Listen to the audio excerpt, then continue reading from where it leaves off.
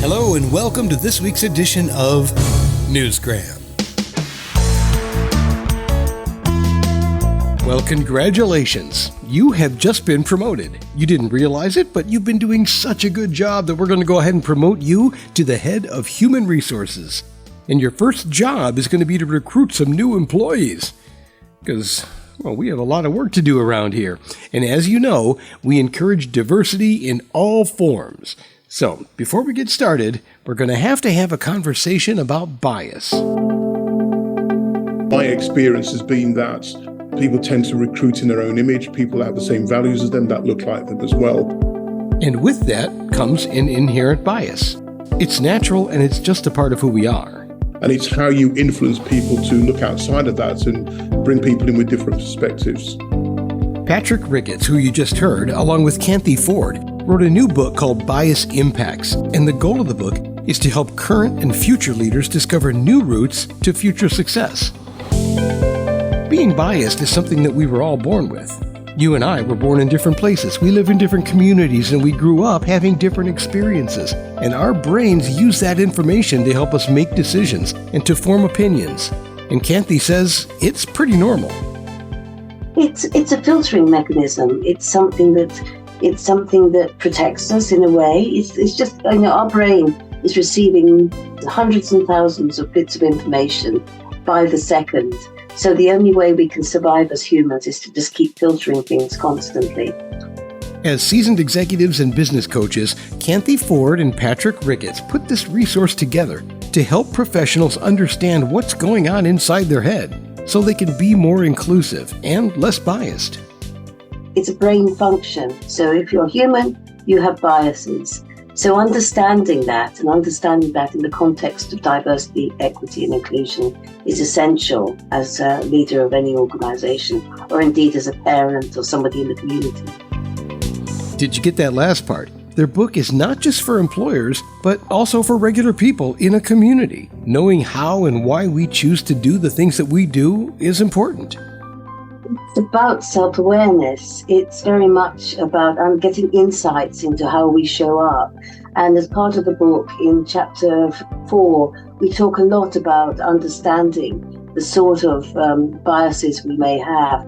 And to support this book, we've also run workshops to get people to give them insights into their personal behavior as a leader so that it holds the mirror up to their biases.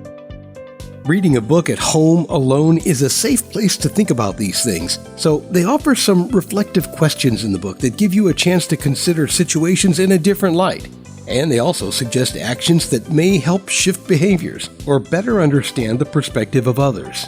And what we found with people that have read the book and have given us some feedback is their astoundedness at what they've actually found in terms of our real life experiences. And that's affected them in quite a profound way, and they want to know more. As a society, we have come a long way, but Kanthi says our modern workplace environment, it's far from ideal. Many a time I've heard people say, we dealt with all of that. We are a diverse organization. But when you start to split companies up, so people are being more isolated, they're working remotely, they're not engaging with the wider group. We're social beings as humans. We want to be part of something. And when all the remote and non-remote activity happens is that it sort of makes it people work in silos more. So the bias becomes even more entrenched. In the course of writing the book, Kanthi and Patrick learned a few things about themselves in the process. Well, we went on our own journey as well. We discovered our own strengths and weaknesses as we travelled along. And one of the things that I've discovered since we've written the book, I've been quite nervous about sharing it, simply because it's personal, it's my lived experiences. And I've spent a lifetime and a successful career pretending that it didn't matter. It was all okay because I didn't want to stick my head above the parapet. Actually, it was how much I'd actually been bottling up.